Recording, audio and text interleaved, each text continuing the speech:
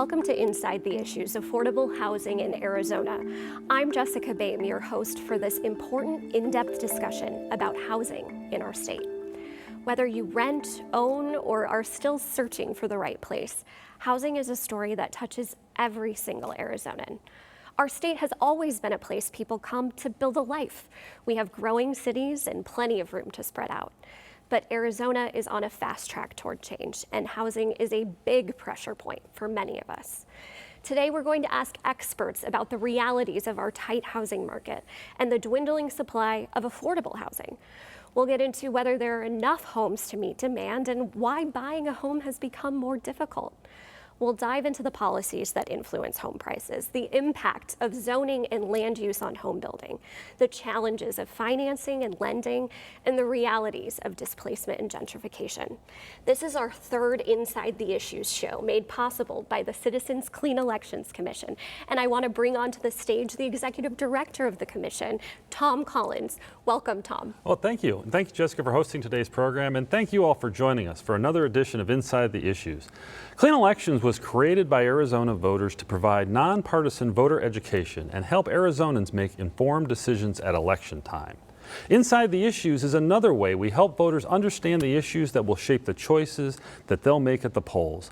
In recent episodes, we've talked about water and education, and today we're turning to housing. In our most recent statewide poll, affordable housing was one of the top issues Arizonans told us they care about.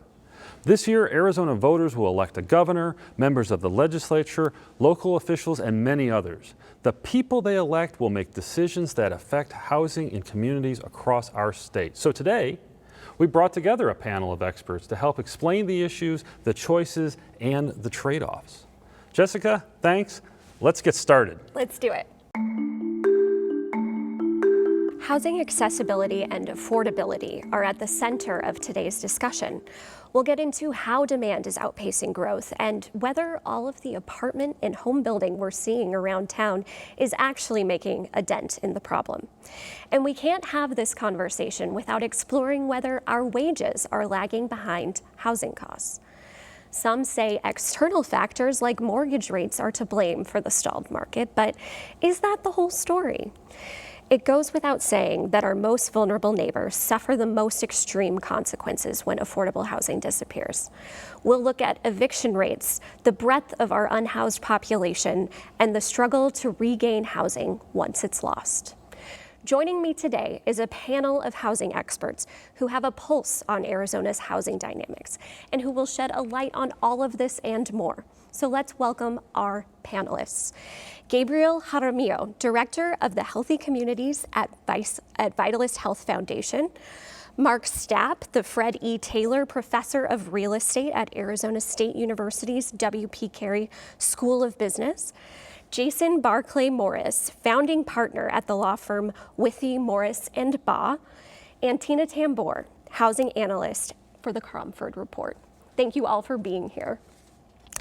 And I don't think we can begin this conversation without talking about how we got here, because Arizona had a reputation for a long time of being a super affordable place to live. Mark, I want you to start us out. What happened? Well, this goes back to at least the Great Recession and the run-up to what became the cause of the Great Recession, which was this big housing bubble. Mm-hmm. And there's a lot of reasons why that housing bubble occurred, but the net effect was we built way more houses than we needed, and it got to the point where it crashed. And when that happened, right, home building across the country, this didn't affect just us, but it affected the entire country. Home building across the country pulled back. Capital markets pulled back, and we were not building then because there was a concern about our ability to support housing and be profitable. Mm-hmm. And so we underbuilt. That was the reaction to it, is we grossly underbuilt for more than 10 years. And that caused this structural deficit in housing that we have now. And just as we were starting to come out of that, right, slowly but surely, we have a pandemic. And then as we start to recover from the pandemic, we get inflated interest rates, right? And so these things, just one on top of the other, have compounded this problem to the point where it's now a very difficult problem to undo. Absolutely, and Gabriel, Mark's talking about, we obviously have higher home prices than we've had in ever, and it's harder to find apartments. There's all of these different impacts of what Mark has just explained. But for some of us, this is a frustration. For other people, it is like a legitimate, like life-changing situation. Who is left most vulnerable when our markets look like this? Really what we're seeing is the need for workforce. So when we say the most vulnerable, it is the majority of, a vast amount of our workforce. So we're talking our teachers, our firefighters, our police officers, restaurant workers, those individuals that either are single income families, and then we're also seeing a significant increase in our seniors entering homelessness for the first time. And for the first time in their lives, they're experiencing difficulty paying rent and making those decisions between healthcare and covering the cost of housing. So it's putting them in those situations where they have to make those choices. So those populations are being most affected by rental increases, mortgages, house prices that are significantly higher, fixed incomes. They're seeing the most impact right now. Yeah, absolutely. And Jason, something I hear a lot is, well, I see apartments being built everywhere. How could we possibly have a supply problem? What would you say to that? And that's a fair observation, unless you look below and at the next layer, and that is, who are these apartments being built for?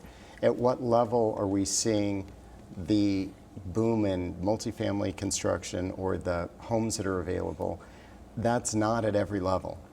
They really are targeted to either the higher end. I mean, it's been a while since I've seen an apartment community that has described itself as anything other than luxury. So we need to be cognizant about building at every level and for every price point. It's a very good point. This is not a one-size-fits-all housing market. It probably won't take a one-size-fits-all solution. Precisely. Tina, we've talked about how we came out of the recession. We're starting to catch up. We're seeing some home building. Bring me to today. What does the market look like by what you're seeing in the data? Is it healthy? What does the market look like? Okay, so what we track at the Cromford Report is MLS resale data. And our numbers are showing that our supply for this time of year is in a normal range. It is our demand that is a little bit below normal, so about anywhere from 10 to 15% below normal. That's putting us in a slight buyer's market. How it's coming out in the actual marketplace is those properties, those price ranges that are very sensitive to mortgage rates, as was discussed, have been gliding down. The ones right in the middle are pretty stable, and the upper end, which does not rely on mortgage rates so much, more on asset appreciation, those are doing quite well. So there is a bit of a bifurcated market here.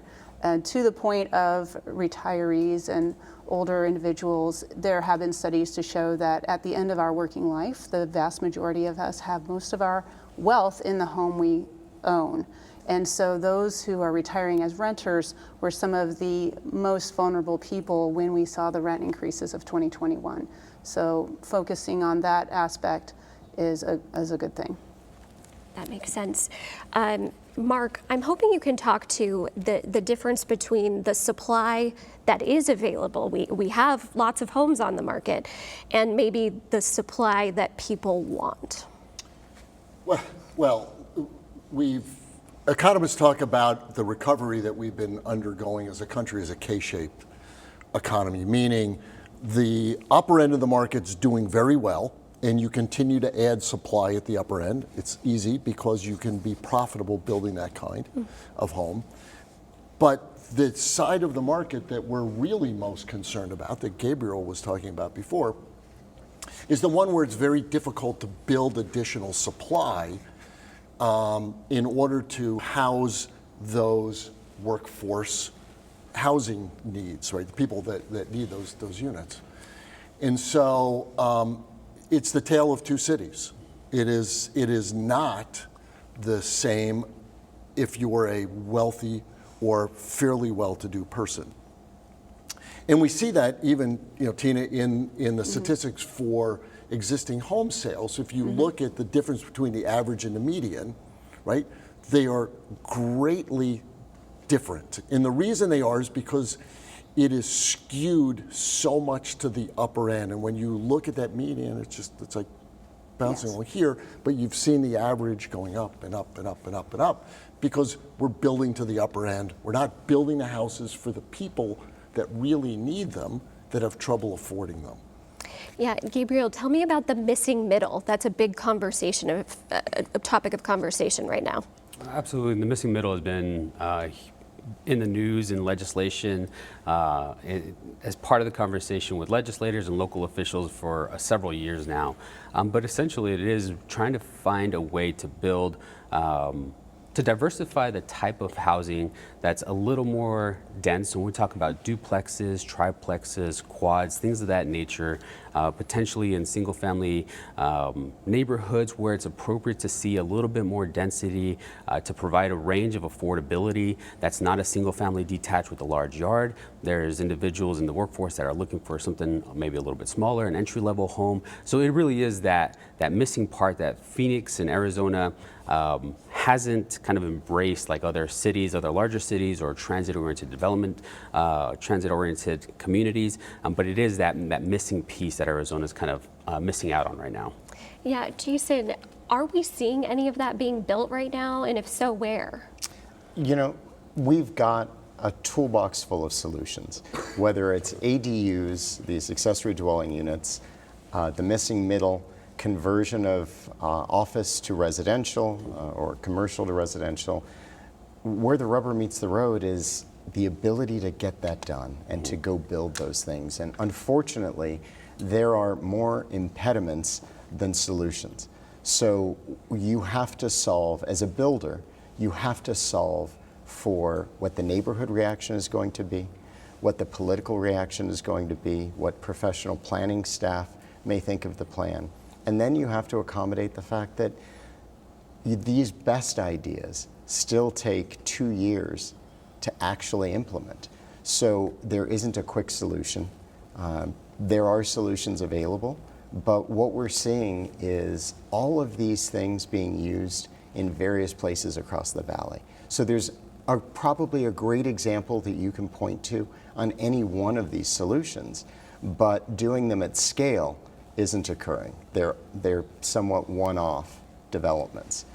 That's interesting, and I definitely want to get into some of the legislative ideas behind how to solve for that. But first, Tina, can you tell me where we are seeing a lot of the growth, at least in the valley, on the outskirts of town? Yes. And I wonder, with a first-time home buyer, would you tell them to maybe change their expectations of where they're going to live or the kind of housing they're going to have? Like, how do you balance those things? Well, we have, well, first of all, let's just talk about the fact that Greater Phoenix has been in a growth state for at least 30 years or longer now, and there are stages of development. Okay, so the first stage is what we call population stage, where we just start building houses out there. It's really inconvenient to live there. There's no freeways, there's no jobs, there's no entertainment. Okay, so that's your population. Then we get infrastructure. Once the infrastructure starts going in, the freeways start getting in, it gets more popular. And then the jobs start coming into the area. First, it might be low-end jobs and then higher-end jobs. And then you start getting entertainment and an airport and all of that. If we look at Phoenix, where we are today, we have gone through all of those stages as a metropolitan area. The 90s were infrastructure. We've got, you know, the job growth, the low-end job growth, call centers and all of that were probably the early 2000s. Then we get into our higher-end employment coming now, and now we've got our airport where we have direct flights to Taiwan and to Paris and to London. And so when you look at those same stages of growth and you apply it to individual territories like the outskirts of town, you're going to have your established areas that many people want to live in, and then you're going to have the less expensive ones like Pinal County, where they're just on the verge of their infrastructure stage. They've been in population stage for a long time. There are a lot of plans for those freeways. So say, for instance, you can get a brand new home in Coolidge right now for under $300,000. Is it convenient to go to work? No, it isn't. Probably the same place Chandler was in, like back in 2003, you know? So when that freeway goes in that they're planning, that area is going to become very popular because it's going to be easier to get to work. So those are the things that when you're a buyer looking at those areas, you have to have a longer time frame that you want to live there. So probably instead of 3 to 5 years, you need to plan to put down roots at least 5 years, possibly 10, because you have to wait for all of that new home development that keeps adding to supply, that keeps your property values from rising too heavily to start filtering out, if that makes any sense. So it really does depend. If you have a budget, you might get for your budget as a first-time home buyer a condo in the center of town or a full-blown 3-bedroom, 2-bath home with a yard and a garage out on the outskirts of town. And that is something that is up to you, whether that fits your lifestyle that you want. Yeah, I wonder, is it possible to get anything in a more affordable space in Central Phoenix anymore? Is that even possible with financing, with lending? Anyone? I mean, all things are possible, but you're looking at parts of the valley, if you're going to find that that housing, that are probably significantly underserved, and the house probably needs a significant amount of work, right? So can you buy it? Do you want to live in it? What needs to be done in order to make it livable? But it's really, really hard, right? We're an adolescent metropolitan area, to Tina's point, right? We are changing, and the only way that we're going to be able to adapt to these economic forces that we pride ourselves in, TSMC and all this job growth and everything else, is we have to densify. We cannot accommodate our growth on the periphery because we have significant constraints on the periphery. And so we've got to be able to densify, and that is a political and an economic and a financial challenge because it doesn't fit with the view that most people have of what we should be as a place. And unless we can accommodate this kind of growth, the missing middle, higher density in the inner city area, we're not going to be able to accommodate our potential. And I want to talk more about the density, the politics of density very soon. But first, Gabriel, can you tell me about the different challenges that other parts of our state have? Are there different challenges in rural Arizona that we should be paying more attention to? Absolutely, and some of the bigger concerns that we hear from rural Arizona are around workforce. So it's very similar when we talk about our health communities out in the rural counties, employing doctors, nurses, teachers. That seems to be the biggest obstacle. When we talk to underserved communities in our rural areas, you hear housing and childcare are the two biggest concerns. And how do we find a way to do that? And like Jason had mentioned, I'm a huge fan of more tools in the toolboxes. There's not a single answer, there's not a single policy that's going to address this, but making sure that we have those tools that make options available for development and addressing a variety of health concerns and needs that fit the needs for our community. That's how we solve this. And our rural communities are very similar. We've had conversations about regional structures, addressing housing because there's so many areas that are facing similar concerns from one city, from one town to another. And they're now trying to start to get together to figure out how they partner with the local housing authority, their local health department, to try to find a way to address these concerns. Let's get into the political discussion, or at least the policy discussion, because we do want voters to come away from this understanding just how much state and local decisions impact housing. It's easy to just talk about interest rates and things of that nature, but there are so many local decisions that impact the affordability, the accessibility of housing, where we build, how fast we build. There have been a lot of I would say, modest bills that have attempted to solve for our affordability problem over the past several years. Things like the ADUs, the casitas in the backyard, things like that. I'd love to hear from each of you whether you think anything we've done in the post-pandemic legislatively has moved the needle. First of all, I would say all of the legislation and the rationale behind the legislation is well intended.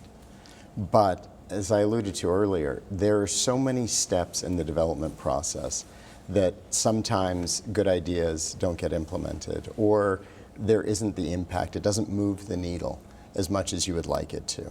The legislation that we've seen, I would first point out that the best place for land use decisions is at the local level, because frankly, it's very difficult for a state legislator in a rural area to understand some of the issues that are facing center city urban areas. And that goes doubly true at the federal level. But the individual pieces of legislation that we've seen do have an impact. The ADUs, I think, have probably been more utilized. The idea of having this accessory dwelling unit in your backyard, or sometimes in your front yard, depending upon your lot, it has sort of caught fire, more so than some of the other legislation that we've seen. And it happened at the city level, frankly, before it happened at the state level. So there were council members in Phoenix who were very interested in making this happen. And I think the testament to how successful it's been is there have been development companies, small developers, who have built their business model around just ADUs. Right. And that, to me, is a sign of success. Now, the question becomes, who's living in these ADUs? Are these ADUs a solution to the housing issue, or is it a great yoga studio and home office, which isn't the impact that we're looking for? Or is it a short-term rental? Tina, one of the things that I hear a lot about is that, investors and short-term rental companies, or private citizens who want to become a short-term rental company, that they're taking up a lot of our housing stock. Does the data support that? Well, it depends on the season. So if tourism is down, guess what? They end up going into supply for long-term rentals. They flip back and forth depending on whether we're in our peak season. But as far as what has actually moved the needle, the one thing I can say specifically on resale is the increase in apartments. So the incentives for more apartment units to be built has had a direct effect on the cost of purchasing a condo, and that cost is going down. And so when you look at the effect of an investment in condos right now, that is a pretty strong drop in values. And so you have to be careful with your policies that if you're going to be incentivizing the building of more units, if you go over that, then you're going to have a lot of people who currently own that their values are going to start going down, and nobody wants that either, because that means you're going to have more underwater. They can't get out of the home as well. I feel that if we're going to focus on something, I focus on the no housing unit left behind, if you will, where the housing units that are being left behind right now are aging condos, and they're suffering with roofs that need to be replaced, that these things catch up to people. A lot of the people who buy condos think, I'm not going to live here long enough for us to have an assessment for a roof, or for paint, or for upgrading of your irrigation systems and things like that. So they start to catch up, and then you start to see people who can't pay them. You have HOAs having to raise their dues due to insurance issues that are caused by roofs being old.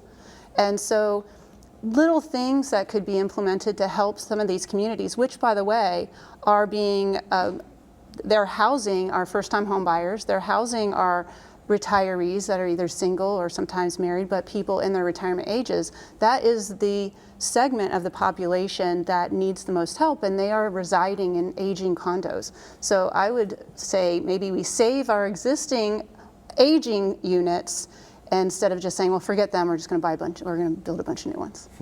That's a fascinating situation with the HOA politics of condos as well. Gabriel, condos are one part of missing middle housing, but there are many. It can take many forms. I know that there was legislation passed that was meant to encourage more missing middle housing by allowing it in more places. Is that enough? Is allowing it enough to spur that development? I think it's one of the pieces that's needed. By itself, most likely not. There's the financing piece of it. There's the local policies and procedures at the departments that allow that process to happen, for those developments to happen. But policy is layered, and we see that come through, and without local participation in those and being intentional about it, and I'll use the city of Phoenix because I participated in it, but the land use, the general plan, to set the framework up. One of the pieces of the general plan is to identify centers, cores, and corridors. So the city can begin to identify these areas and lay the framework for policy that could then implement text amendments at the local code to allow that missing middle to be developed in an area that's identified throughout the city as a transportation corridor, as an economic development center, a business center, whatever that may be, where we know we're going to need additional units gradually or appropriately, but we've set that framework up in policy to allow us and allow developers to go to that area and say, this is going to be hopefully an easier application for density, for development, and have those conversations with the residents and the city to allow that. So it's a layered approach, and then we see implementations of state law in that interaction. So the adaptive reuse that was mentioned earlier, that is now allowed citywide, which is great. And if you can kind of layer that baseline framework with the general plan, looking at local zoning, and then maybe an opportunity zone on top of that, is that those tools in the toolbox that'll allow that to happen. But making sure that process internally, internal cities, is efficient will make that happen as well.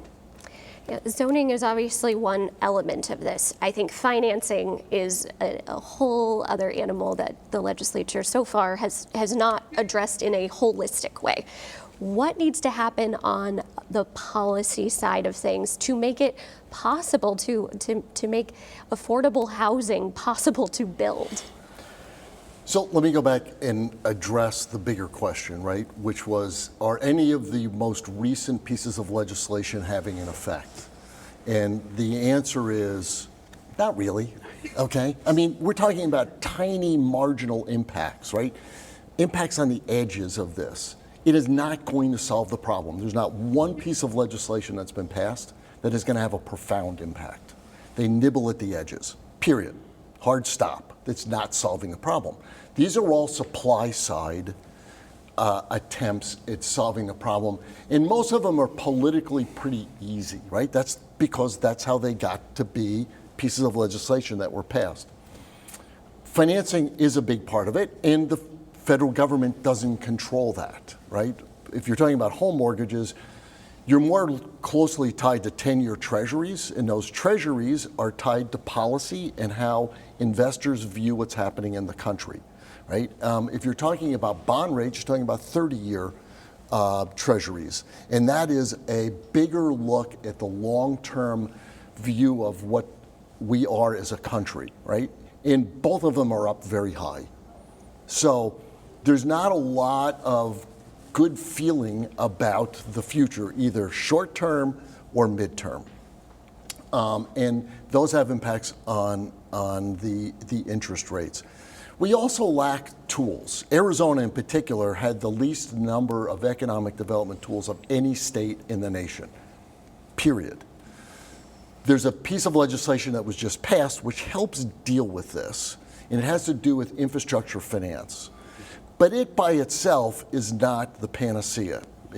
What it does is it shifts those costs to buyers long term, right? And that allows the builder to better afford to be able to build those houses. But this takes years to occur. Every one of these things, as Jason had mentioned, you're not going to see effect of this stuff for a long time. The other part of this, when we talk about entitlements, is we have a tendency to focus on zoning, general plans, and things like that. You have building codes, and you have people within cities and towns that implement building codes, and each one of the cities has their own building codes. And so when you have a building code, the commercial code versus the residential code, and you're applying the commercial code to duplexes and fourplexes, you're just increasing the cost of building those things without any market impact on safety or quality, right? And so it is way more complex than some of these pieces of legislation. You know, we've got 120-some thousand estimate shortage. in the state. We have 60,000 unit shortage in metropolitan Phoenix. Adding 2,000 units, maybe at best, a year, isn't going to solve this problem when we continue to grow. And you can turn on the demand side of this equation very quickly. But it takes years to add additional supply. And when that happens, all you do is push rents and prices back up again because you have a supply and demand imbalance. It's hard to get out of this. Tina, do you agree with that? There was a lot going on there. Oh, So- no worries. Do you, I apologize. Anything specific? Do you agree that we have a shortage? Well, I can tell you that the data that we are tracking now does not act as if we are in a housing shortage. So any seller who puts their home on the market today is not going to feel that. The things that you see in a housing shortage is a line around the corner, like in 2021, where they had 5 minutes to look at the home before they could write an offer. That is a severe shortage of homes. And of course, that was fueled by low rates and a lot of demand coming in. So you have lower times on the market, you have rising prices, you have no concessions to the buyer. They're not paying, the sellers are not offering to do repairs. They're not, there could be a cat rescue and be like, we'll take it, 5,000 over. That's what we call dump your junk season. If you've got a less than perfect home, you put it on the market in one of those situations. Now what we're seeing is sellers, we have well over 50% in the sweet spots between 300 and 600,000. You've got 60 to 70% of sellers offering concessions to the buyer where they're paying them up to $10,000 median to pay down for rates, to pay all their closing costs, plus repairs. They are very amenable. That is not a low supply situation. Their days on the market are closer to 30 to 60 days on the market, and they have to be in perfect condition. The buyers are like, they don't need to buy a home that has a funny little smell to it. They can go down the street and find one that's better. So what you see is in this type of market, your supply will start to rise because those not so perfect homes stay on the market, while the better priced, in excellent condition homes are sold. So right now, our prices are flat. We're not seeing appreciation. We're not seeing the days on market go down. So the market is acting as if it is in a mild buyer's market, not a crash situation, but just a buyer's advantage. That's where we are today. Not to say we won't experience, if rates were to come down, to see all of that demand go back up and we'll get a better feel for things. But when the prices of homes or rents go up, people consolidate. So say, for instance, let's take the rental market, for instance. You have people living in their own one unit per person, right? Mm-hmm. The rents go up, they start 2 people in 1 unit or even 3 people in a 3-bedroom unit. That leaves vacancies in the rental market. So you'll see the vacancy rate go up and the rents come down. When they get down to a better space, then guess what? People start splitting off and getting their own rental again. The similar situation with houses. They consolidate, and then when things get less expensive, kids move out of their parents' homes, people start to buy second homes, things like that. Yeah. So let me just say one thing to please. this, right? So that's the existing home market. Yes. We are at equilibrium, which is why we have the conditions we are. Mm-hmm. Any additional demand, right? So our population growth fell off last year, right? To 68,000. We expect it to maybe be somewhere in the mid-70s this year. So if you take 75,000 additional persons that we add to our population, average 2.5 persons per household, you can be 2.3 to 2.7, somewhere in there, it yields a demand for 30,000 new housing units. Our permits right now, permits for single family homes were off 21% through the first half of this year. When you look at what the expected number of permits is going to be for this year between multifamily and single family, it's 30,000. Right? So the builders are building just what we need. If you all of a sudden have TSMC or some of the other effects economically occur, there's a population demand because of an employment demand we can't accommodate it without causing a shortage. And so that's why we stay where we are. No, and that makes sense. And I think, Jason, it begs a larger question of how do you encourage development before that need is so significant that you create this 2021 situation we had? That's an ideal question. And it's interesting because both Mark and Tina are right. They're not saying exactly the same thing, but you can actually, if you look at the entire market, you can understand why both of their answers are correct. Something that Mark just said was talking about the amount of housing, the need, the demand side, our population influx, what that attributes in terms of the number of units we need. The problem with all of these statistics is that they're not occurring at the same time in terms of the development cycle.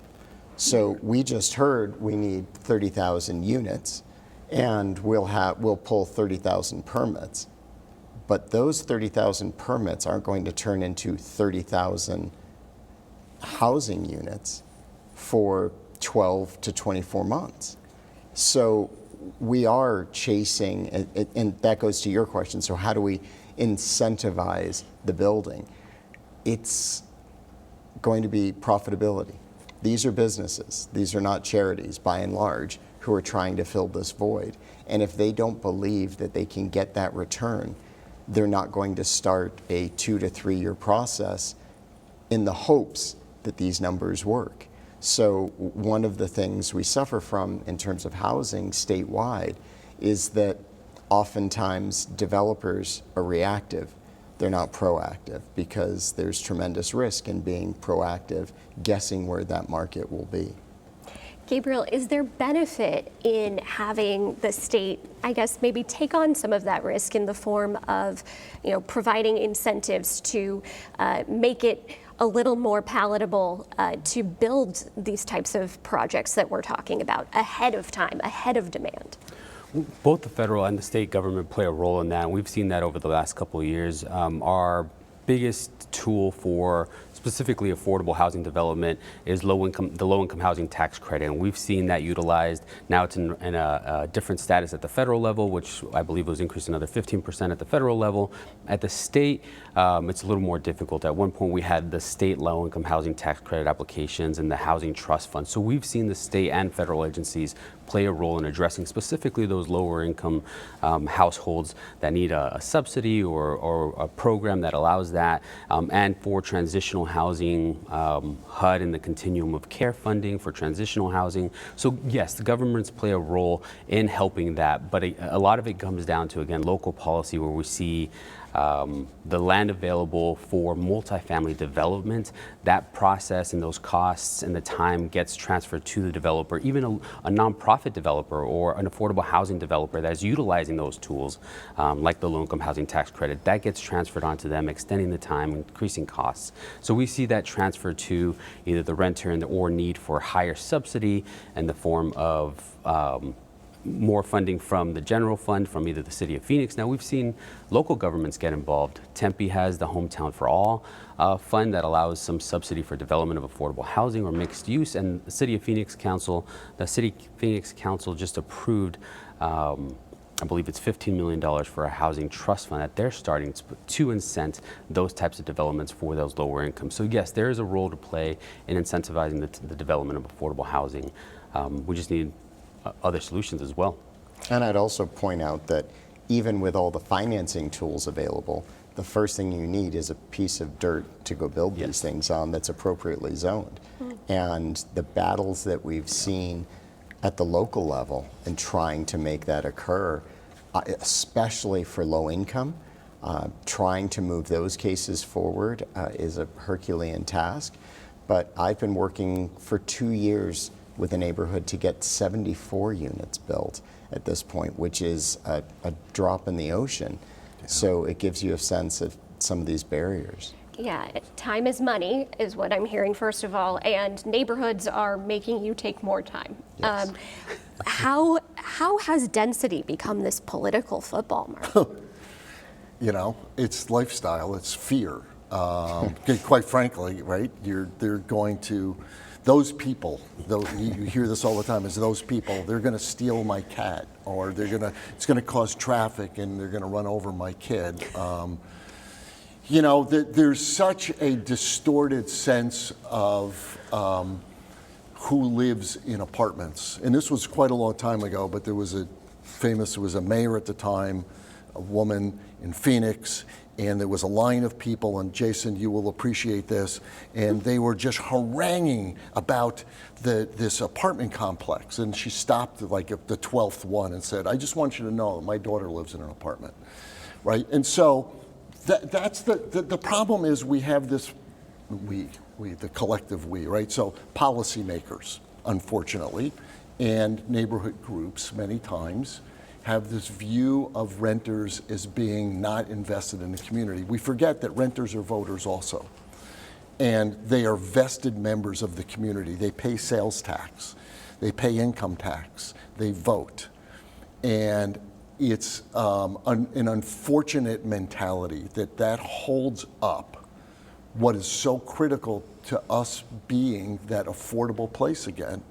And this is an economic development. It's not just if you have only a concern for your business as a business owner, you should be concerned about this, because you need housing for your employees that is going to yield a more reliable, happy, productive, healthy employee. That's just good for the whole region. But it's hard to get there when you have these mentalities that create these roadblocks. I mean, Jason, you can talk about this better than I can. You've just described my entire career for the last 30 years. This is what you do every day. But has it got worse, Jason? It has. The advent of technology has not made zoning easier. It has, I think it was a quote attributed to Mark Twain that a lie can make its way halfway around the world before the truth can pull up its boots. And Facebook, Nextdoor, every tool, the Ring network, every tool that allows neighborhoods to come together, which is a wonderful thing for a lot of public safety and just community issues, can be the death knell for a zoning case, because these things are posted about what's occurring and the amount of traffic and the type, as Mark said, those people, and it makes Gabriel's job as a planning commissioner very, very difficult, because these are human beings who aren't acting out of avarice. They're truly afraid. Yeah. Change is very, very difficult next door to you or in your neighborhood. And fear is a hugely motivating factor, but that can make solving a housing problem, project by project, almost impossible.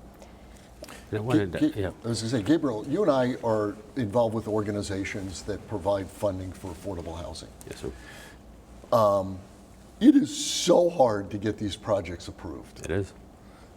You can speak about this as well as anybody, both being a planning commissioner and also being on that side of providing support for these. And that's what we look for, not only at Vitalist, but as a volunteer in my time at the Planning Commission at the local community level, is to have a voice for that other aspect of affordability. These are members of our community, so the work that I do is healthy communities. We want to see our firefighters, our teachers, as part of the communities that they work in. That builds a more healthy community. And that's one of the reasons I volunteer my time on the committee and the commission to hear these and be a voice for that, but also in the work so we can help move that work along to show that low-income housing tax credit property or that multifamily development is the place for, we're going to see firefighters, we're going to see those members of our community living in those areas. It's not those people, it's us, it's our community that lives there. And we hear that all the time at the commission on some concerns about what's going to do to the property, and I always say we have to participate, and that's what I try to do, is we have to participate in these processes to say, it's not some random person, it's my neighbor that needs that. It's my cousin or my friend that needs that affordable house to live because, maybe they're just going through police academy and they need a place to live, whatever that may be. So we focus on that, healthy community aspect where we can all live in the same area. Maybe not in the same single-family detached home, but in a variety of it, in a variation of it. This is a regional problem, Yes. right? And Statewide, really. Yeah, no, it is a statewide Yeah. problem, and unfortunately, there's not equal participation in the solution when you look across the jurisdictions that make up the region. There's not, and I've chastised elected officials in the past because I call them economic free riders. They like the sales tax, they like the employment, they like all of they like the bed tax that comes with the resorts. They like all that stuff, but they don't want to provide the housing for the people that work in the stores, that clean the rooms, that work in the restaurants. And it's like, fine, go someplace else, but not in my community. And then they complain about traffic, right? And so, you know, there's got to be, when people talk about responsible growth, it's a trite commentary most of the time. Well, and the issue that we're seeing is that somebody running for office today would listen to this conversation and they would agree wholeheartedly. This is something that everyone can get behind in listening to us and this conversation today in the abstract. When we're not talking about a particular piece of property, this is a great idea. When the particular piece of property is brought forward, those same policymakers and elected officials say, it's a great, it's a wonderful project. By the way, in my line of work, the last thing you want to hear from an elected official at a city council hearing is when they start complimenting the project, because you know the second part of that comment is going to be, but unfortunately, and I can't approve it here. It's terrorizing for these elected officials to stand in front of 50 members of their voting public and who are scared to death of a project moving forward and say, all right, I'll approve it here. It's great in the abstract, very difficult in the particular. That makes a lot of sense. And I think let's take it one step further, demystifying who is renting, who are those people, and are they invested in our community? I think it's important to note that there are changing demographics as to first-time home buyers. So there's a lot more people staying renters for longer, isn't that right? Yeah, and there have been just some lifestyle changes that have been evolving over the years, and one of them is the putting off marriage, for one. And so we've discussed before that purchasing a home traditionally is a team sport. And so the longer you put off, you know, forming a team, the longer it is for you to, you know, get to the place where you can actually afford a home. Because most of the ones now are, you're going to have to be a dual income or a little bit older, farther along in your career before you can get into some of these established homes. So not what we would call the non-family household, which is roommates or single individuals, that median income is more in line with rents. That does look like they are affording the rents at this point, but they're right there. You know, that's not overly affordable, not overly expensive. But those people, if you will, in their 20s or even, you know, in the older age groups, but specifically in the 20s, those are the ones that are, you know, it's just taking them longer to do almost everything. So there's also a lot of different definitions of a first-time home buyer. I know automatically when you're like, what's a first-time home buyer? Clearly somebody who's never owned a home, right? But in lending, and even in our own perceptions of ourselves, a first-time home buyer could be somebody who, hey, I got married to somebody who owned a home. I was married to them. I lived in a home that technically I owned as a married person. We got divorced.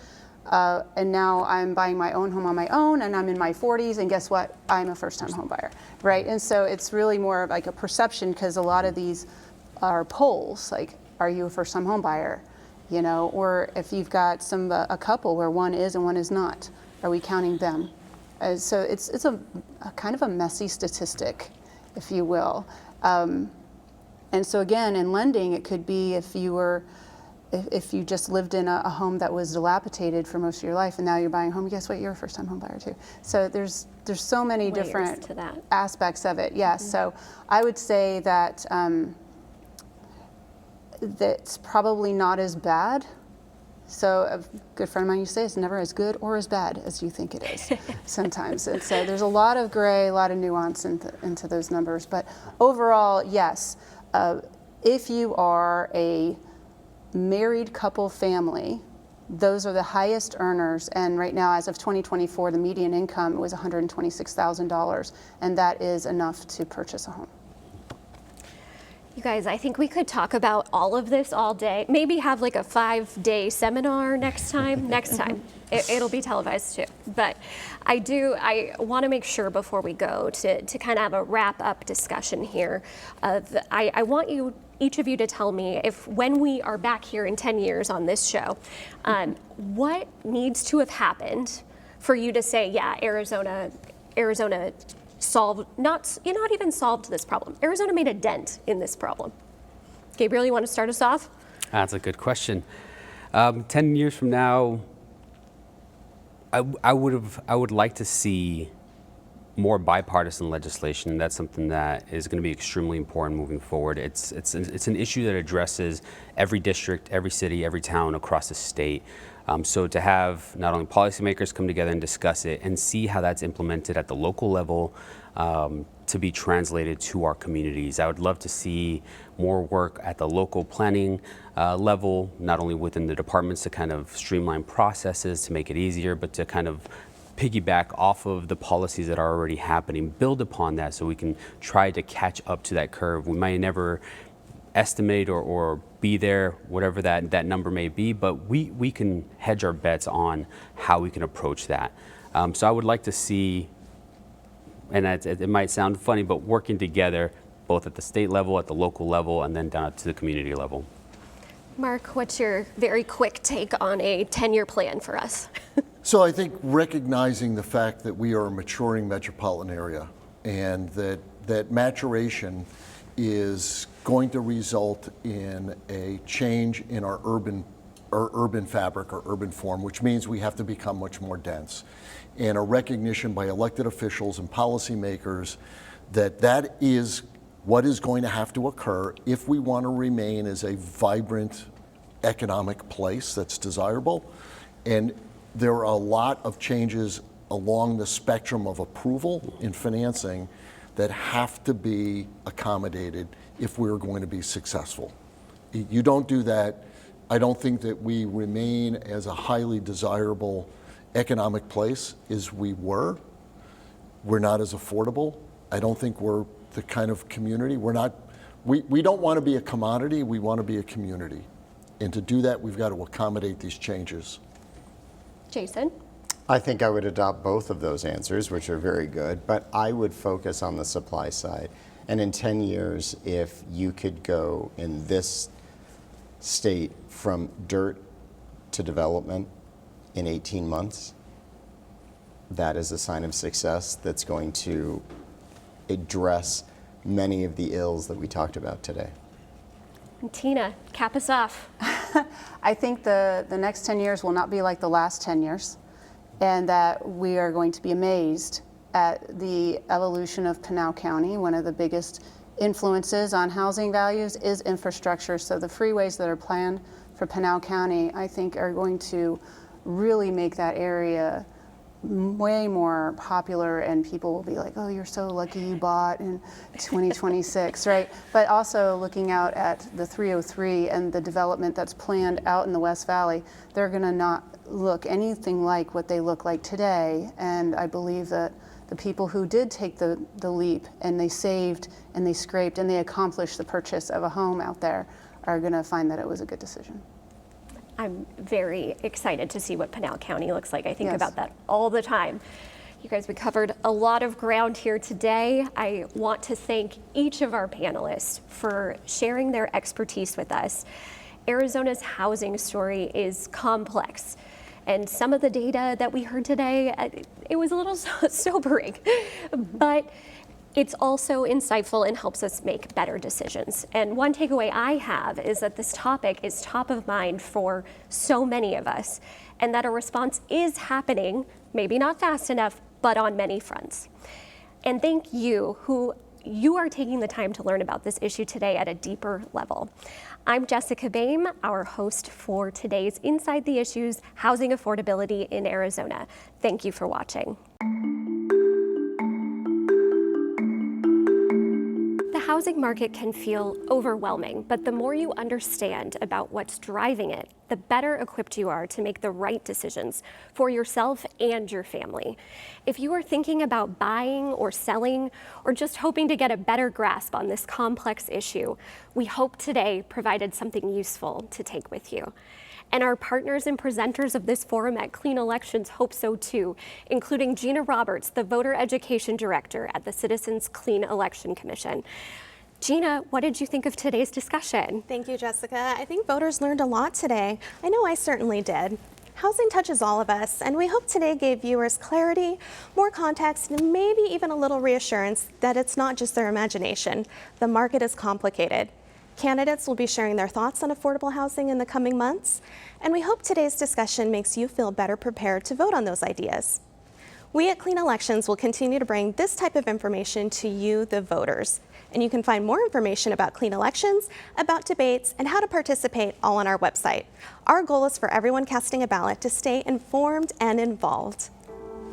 Thank you, Gina, and thank you all. We hope you have a clearer picture on where Arizona housing stands and what it means for you.